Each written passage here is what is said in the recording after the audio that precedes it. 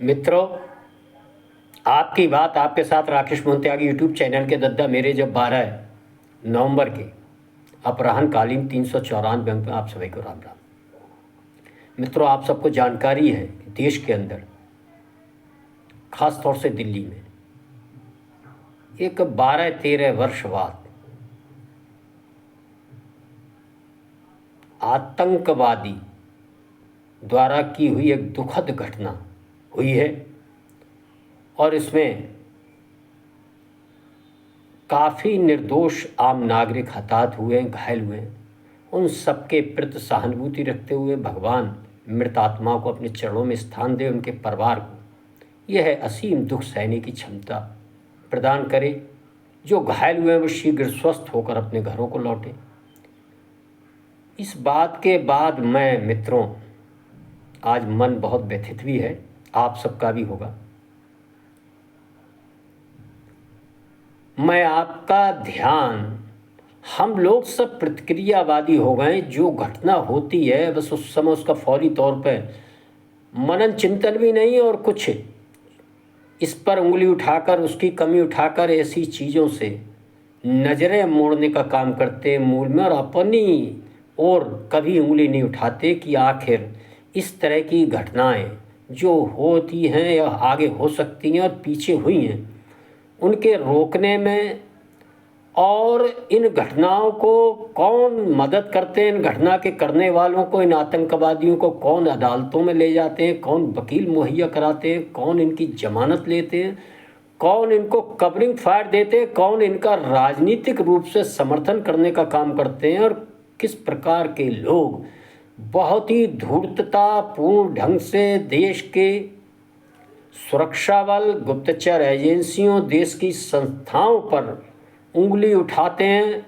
जो उंगली इन आतंकवादियों के प्रेरणा स्रोत, इन आतंकवादियों को मानसिक रूप से आतंकवाद के देश के युवाओं को धकेलने में मदरसों, उनके धार्मिक संस्थानों और जहाँ जहाँ से वो शिक्षा प्राप्त किए हैं, ऐसे लोगों पर उंगली न उठाकर वह किस प्रकार तरह तरह के धूर्ततापूर्ण विचार देश के सामने रखते हैं, और इसे देश की आम जनता भी जाने अनजाने इनके धूर्ततापूर्ण विचारों में फंसकर मूर्ख बनती है, और कुछ समय बाद वह घटनाओं का सब कुछ भूल जाती है। और फिर एक अगली घटना ऐसी, चाहे उसमें समय देर हो कम हो, एक होने का इंतज़ार करते हैं, फिर अपने उसमें लग जाते। आज मैं आप सबका ध्यान दिलाऊंगा मित्रों, इस लाल किले पर हुई आतंकवादी घटना के माध्यम से किस प्रकार 14 फरवरी 2019 को पुलवामा में आतंकवादियों ने हमारे सीआरपीएफ के सुरक्षा बलों पर की गाड़ी पर आरडीएक्स से हमला कर, जिनमें 40 सुरक्षा बल शहीद हुए थे, कायराना काम किया था। वह भी घटना हम सबको याद आती, लेकिन हम सब बहुत जल्दी भूल जाते। उस घटना के बाद इसी प्रकार के कुछ धूर्त लोगों ने देश के सामने एक प्रश्न रखा था कि आखिर जगह जगह हर प्रकार के राजनेता आतंकवादियों का गुप्त रूप से पीछे मौन समर्थन करने वाले, खुलकर समर्थन करने वाले लोग कह रहे थे कि आखिर ये आरडीएक्स आया कहाँ। वह इस पर बात नहीं कर रहे थे कि आखिर कैसे कश्मीर के अंदर ये आतंकवाद कब से आया, क्यों आया। आखिर कैसे कश्मीर की जो धार्मिक संरचना थी वह बदली, और धीरे धीरे उस संरचना बदलने के कारण आतंकवाद ने वहाँ पांव पसारे, और एक भी ऐसा कश्मीर के अंदर से आखिर इन आतंकवादियों के खिलाफ कोई धार्मिक संस्थान वाले लोग विरोध क्यों नहीं कर पाए, ये ना उठाकर केवल आरडीएक्स कहाँ से आए। मित्रों, मैं बधाई दूंगा इस देश के सुरक्षा बलों को, गुप्तचर एजेंसियों को। हम सबको जानना चाहिए कि जो लाल किले में जो आतंकवादी घटना हुई है दिल्ली के अंदर, उससे पूर्व 2-3 दिन पूर्व जिस प्रकार सुरक्षा बलों ने, इस देश के कश्मीर के सुरक्षा बलों ने, गुप्तचर एजेंसियों ने अहमदाबाद से लेकर फरीदाबाद, सहारनपुर में जिस प्रकार की छापेमारी कर इस देश को एक बहुत बड़े आसन्न आतंकवादी घटनाओं से बचाने का काम किया, वह हम सबकी समझ में आना चाहिए कि आखिर 2900 किलो विस्फोटक पदार्थ कैसे किसी शहर के एक मकान के कमरे में आकर रख जाते और हम सब आंखें मूंदे रहते हैं। हम सबको कोई असामान्य घटना ही लगती। कैसे कोई व्यक्ति अपनी कार में दसियों किलोमीटर चलता हुआ विस्फोटक रखता हुआ अपने फिदायनी आतंकवादी आखिर इतने घनी आबादी में घूमता है, चलता है, और हमारे किसी भी व्यक्ति को कुछ उसकी हाव भाव, उसका चाल चलन में कोई संदेह उत्पन्न नहीं होता। हम कहीं अपने सुरक्षा बलों को सचेत नहीं कर पाते कि इस तरह का एक व्यक्ति अपनी कार में कुछ असामान्य क्रियाएं कर रहा है, इसकी जांच होना चाहिए। आखिर कैसे हम उस कमरे के पड़ोस में रहने वाले इस चीज़ से आंखें मूंदे रहते कि 2900 किलो, कोई 2-4 किलो, 4-6, 10-20 किलो नहीं, 2900 किलो विस्फोटक पदार्थ आकर कमरे में रख जाते हैं वह मकान मालिक। और कौन से वो संस्थान है, कहाँ एक जो निकल कर आ रहा है, वही पुलवामा, वही कार, और वही कश्मीर, वही लाल किला, वही अहमदाबाद, सब कुछ आखिर कैसे आप कल्पना करें। अहमदाबाद के अंदर जो राइसिन नाम का एक जहर जो बनाने का काम आतंकवादी कर रहे थे, वह कोई गरीब और अशिक्षित नहीं थे, वह बेहद पढ़े लिखे उच्च शिक्षा प्राप्त, जो एक हम लोगों को धूर्ततापूर्ण इस देश के जिहादी, वामपंथी, कांगी, इस प्रकार के राजनीतिक विचारधारा से प्रेरित लोग ये पाठ इस देश के आम जनमानस में ठूंसने का प्रयास करते कि भैया आतंकवाद को कोई धर्म ना होते। जो आतंकवाद तो गरीबी और अशिक्षा की वजह से जो बालक भटक जाता है नवयुवक। आखिर ये जो मॉडल पकड़े गए, इसमें सब डॉक्टर्स, एमडी, उच्च शिक्षा प्राप्त, इनमें एक समानता है कि इन सब ने अपनी शिक्षा की शुरुआत मदरसों से की थी, और इनकी महिला मित्र हों चाहे परिवार हो, आखिर ऐसा कैसे हो सकता है कि इनके माता पिता को, इनके भाई बहन को लंबे समय से इनके बारे में कोई जानकारी नहीं थी। आखिर कौन से वो विद्यालय हैं जो 5 साल एमबीबीएस और एमडी की पढ़ाई कराते हैं ऐसे लोगों को? आखिर कौन से उनके साथ में पढ़ने वाले लोग हैं जो इनके जहनीत के बारे में, इनकी विचारधारा, इनकी मानसिक स्थिति के बारे में नहीं जान पाए? तो निश्चित ही उनके कर्ता धर्ताओं को और उन संस्थानों को चलाने वालों पर भी कानूनी रूप से अब ये कार्रवाई सुनिश्चित किया जाना चाहिए। इस देश के जो कानून व्यवस्था है उसमें कुछ ना कुछ परिवर्तन करना चाहिए कि आखिर कैसे आपके संस्थान में, आपके अस्पताल में, आपकी फैक्ट्री में कोई व्यक्ति लंबे समय तक कार्यरत होने के बाद भी इस प्रकार की आतंकवादी घटनाओं में लिप्त पाया जाता है। इसकी जिम्मेवारी आखिर किस पे होगी? हम सब लोग कहीं ना कहीं केवल सुरक्षा बलों पर, इस देश की किसी सरकार पर या अन्य किसी पर उंगली उठाकर अपनी जिम्मेवारियों से इस प्रकार के लोग नहीं बच सकते। समाज के हम सबको भी अपने बच्चों को सचेत करना चाहिए, सजग करना चाहिए, संगठित भी रहकर इस ओर मनन चिंतन करना चाहिए कि जहां हम काम करते हैं ऐसे लोगों के बारे में जानें, समझें। और यह लोग अपनी पहचान भी नहीं छुपाते, इनका रहन सहन, इनका पहनावा, इनका चेहरा मोहरा आप देखेंगे तो सब एक से पाए जाते हैं। ये कहीं कोई छुपाव नहीं रखते हैं, ना अपने उद्देश्यों को। तो आखिर हम सब इनके बारे में क्यों नहीं समय रहते सुरक्षा बलों को सचेत कर पाते, सजग कर पाते? आखिर कहीं ना कहीं इस जिम्मेवारी को हम सबको समझना चाहिए। कौन से वो मदरसे हैं जहाँ से लगातार पढ़कर इस प्रकार के आतंकवादी घटनाओं में लिप्त रहने वाले लोग किन मदरसों से पढ़ते हैं? आखिर इन्हें चिन्हित करने का काम हम कब करेंगे? मित्रों, आखिर वो कौन से वकील हैं, वह चाहे कपिल सिब्बल हो, चाहे मनु सिंह भी, जिनकी फीस लाखों करोड़ों रुपए में हुआ करती है?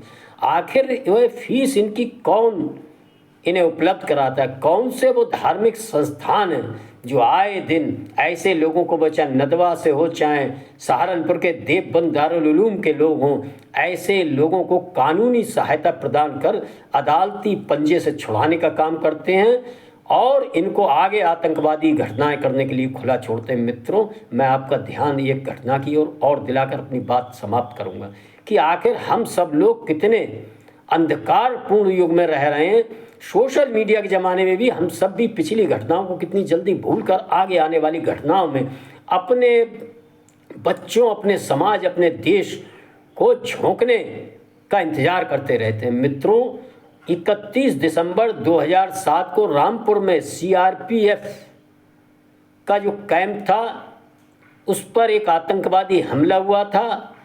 मैं हथियारों के आतंकवादी पकड़े गए थे और उसमें कई लोगों आज सुरक्षा बल शहीद हुए थे।